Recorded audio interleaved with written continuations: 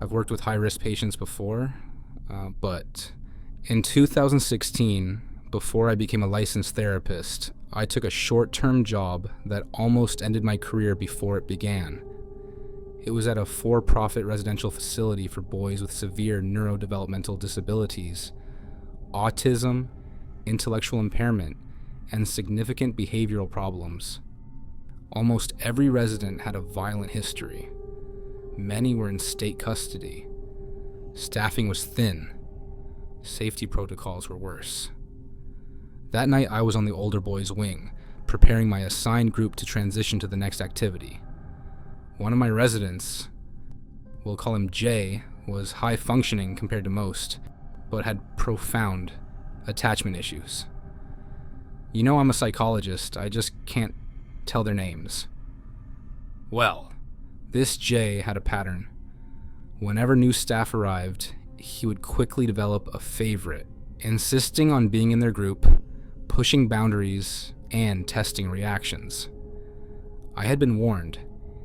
He had already stabbed a previous favorite in the face with a pencil. Yet Jay was also witty, charming, and, when it suited him, cooperative. That evening, Jay wanted my attention. He had been repeating my name for nearly 5 minutes straight. I decided to follow protocol, set the boundary, refuse to reward the behavior. I told him calmly that we could talk once everyone was ready to go. Then I turned my focus to another resident, a nonverbal boy with significant intellectual disability who needed help putting on his shoes. I closed the bedroom door to reduce noise and prevent distress to the resident. And just seconds later, I heard it. The sudden slam of a body hitting the door. Jay. He was furious, ramming his full weight against the door, trying to get inside. I don't know what his plan was, but I knew it wasn't a calm conversation. I pushed back with all my strength, trying to keep the door shut. I'm only 5 feet tall. Jay was a large, physically strong 15-year-old. There were no locks on any of the bedroom doors. Slowly, the door began to give way. Through the opening, I saw his face, smiling. Not the kind of smile you'd want to see. His eyes were locked on me, wild, enjoying the struggle like it was a game. I yelled for backup, but my walkie was out of reach. If I let go of the door, I'd be wide open. Then, without warning, it happened. Jay was ripped away from the doorway, hitting the floor hard. I slammed the door shut and finally grabbed my walkie, sending out a frantic emergency call. When I emerged, still shaking, the scene was chaotic. 2 staff members had Jay restrained, his lip bleeding from the tackle. To my surprise, another resident, Tom, was also being held in a restraint. I learned the truth in seconds. Tom had a history of witnessing domestic violence. Seeing someone try to hurt a woman triggered him instantly. He had sprinted from his room, tackled Jay, and pinned him to the ground using moves he'd learned from years of karate. His parents had believed martial arts would help with his aggression. That night, it may have saved me. Facility policy required that Tom face the same consequences as any resident who used physical force. Restraint until calm. Loss of privileges for the day. But before the shift ended, I found him in the common area and quietly thanked him. I worked at that facility for just 2 months. Most dangers were smaller, scratches, hair pulling, the occasional thrown object. But that night changed how I thought about working with high-risk youth. I saw how quickly professional boundaries can turn into real danger, and how help can come from the most unexpected places. I never found out exactly what Jay had intended. What I do know is that without Tom's intervention, the outcome might have been much worse. If you ever find yourself alone in the therapy room after dark, remember, not every voice you hear belongs to someone living. Some patients leave, but their presence lingers, watching, listening, waiting. Before you assume the session is over, like, comment, and share this. And subscribe before the final page of your mind's story turns on its own. Because once you open the door to certain thoughts, they don't close again.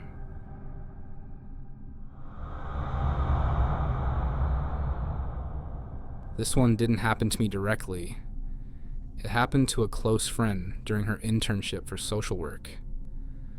She was still a student, training to work with mentally ill clients in the community. One of her assigned clients was a 19-year-old diagnosed with schizophrenia. Despite his diagnosis, he seemed, at first, like an easy case. They'd run errands, shop for groceries, sometimes go to the park or a museum. She kept it professional. He seemed to respect that. That changed months later when he began calling her personal cell phone, a number he was never supposed to have. She still doesn't know how he got it. At first, the calls were harmless. Requests for help, worries about small things. But when she had to leave for a family emergency, everything shifted. While she was away, he called her replacement constantly. And then, the day before she returned, he told the replacement they were in love, that she was going to run away with him. The replacement reported it. By the time my friend came back, there was already a meeting scheduled with senior staff, the client, and his mother. She made it crystal clear. She was not in love with him. She would not be working with him anymore, and this was for his own well-being. He did not take it well. First, there was an outburst in the meeting. Then came more phone calls. Then, he started showing up. Outside her school, at restaurants, watching her without speaking. One night, she was on a date at a cafe when he came in, sat directly across from her, ordered a coffee, and never touched it. He just stared. He followed her to her internship. He followed her home. She reported everything, partly for her own safety, but also because she could see he wasn't caring for himself anymore. The facility responded by dropping him as a client, severing ties. For a few weeks it was quiet. Then the phone calls came again, this time with threats. He told her he knew she loved him. She was just in denial, that no one else's opinion mattered. When she continued to reject him, the threats escalated. It all came to a head when he tried to stab her outside her school. He was committed, and later released. She changed her number. The calls resumed almost immediately. In the end, she had to take a leave from school, relocate to a new city, and rebuild her life from scratch, all to get away from one client who crossed every boundary. And this story has stayed with me because it shows how dangerous boundary violations can get in mental health work. What started as a seemingly manageable case turned into stalking, threats, and violence. And the system wasn't built to protect the people trying to help. I feel like it's destroying it.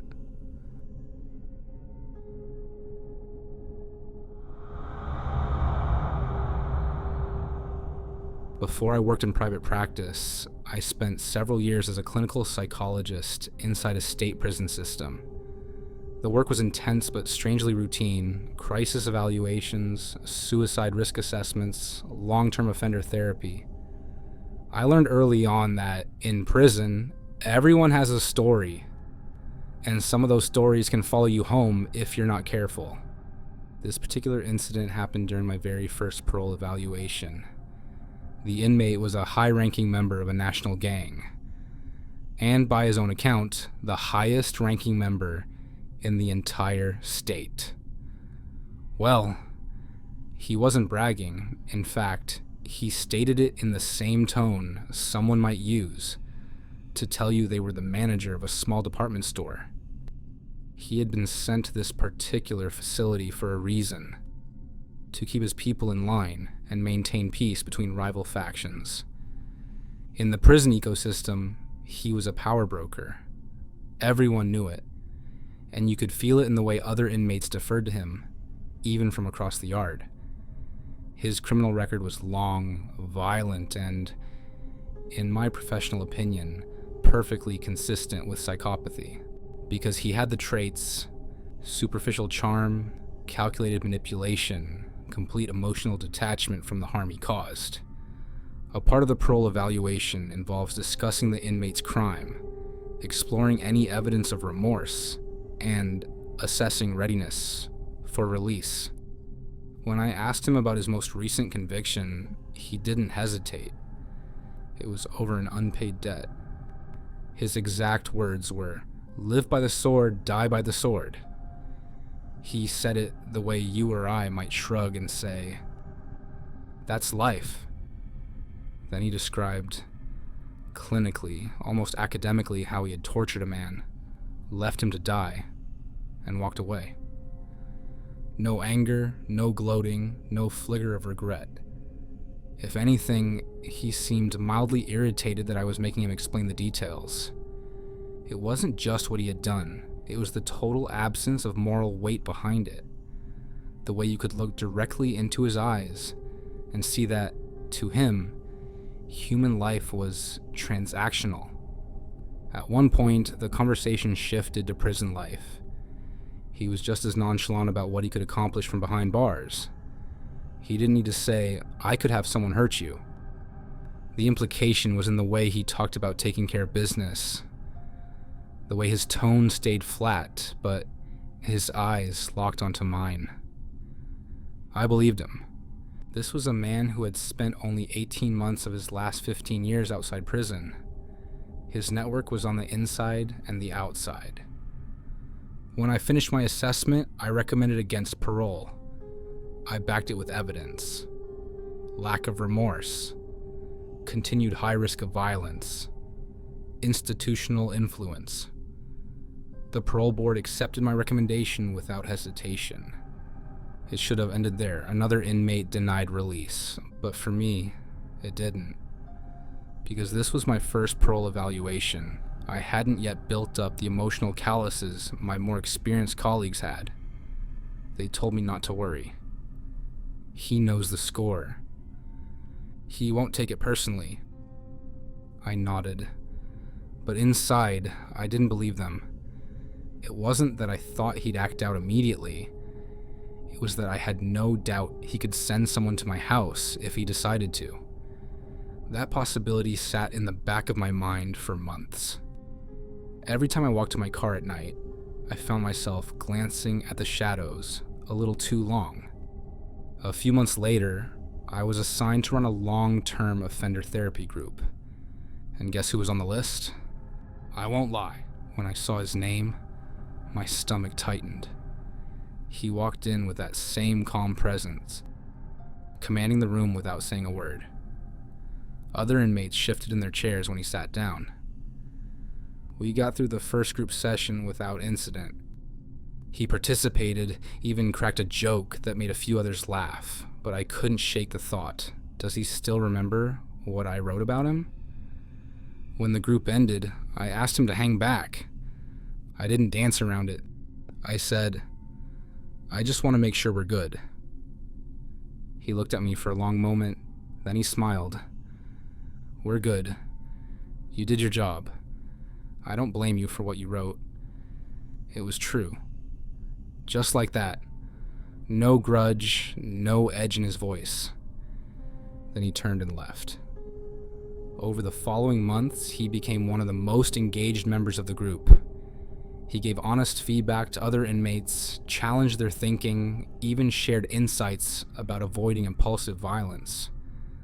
But it didn't erase his past.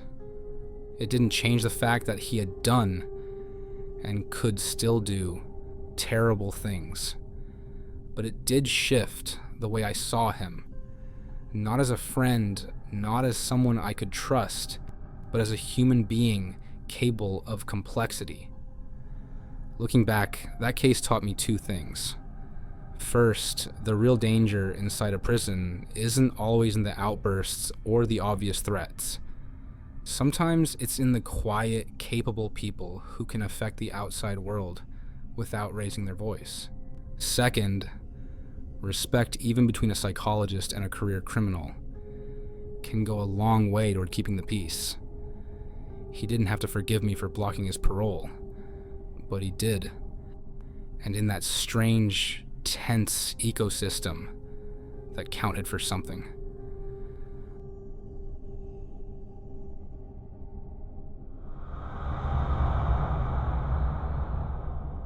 I'd been seeing a patient, let's call him Aaron, for just over 2 months. Late 20s, mild social anxiety, nothing that initially set off alarms. Every session, he brought a sketchbook. At first, I assumed it was just a comfort item, something to keep his hands busy while he talked. He'd doodle quietly during our conversations. The drawings were always the same. A single house drawn in perfect detail. 2 stories, gabled roof, a swing set in the yard. It looked almost cozy, except for one thing. In every drawing, there was a figure in the upstairs window. Tall, thin, faceless. I asked him once about it and he said, "Just someone who's always been there." It felt like it was the most normal answer in the world. Weeks passed. Each time, the drawing was identical. Same house, same window, same figure.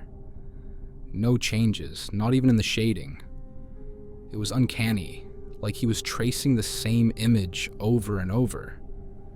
Then one day, he came in and didn't sit.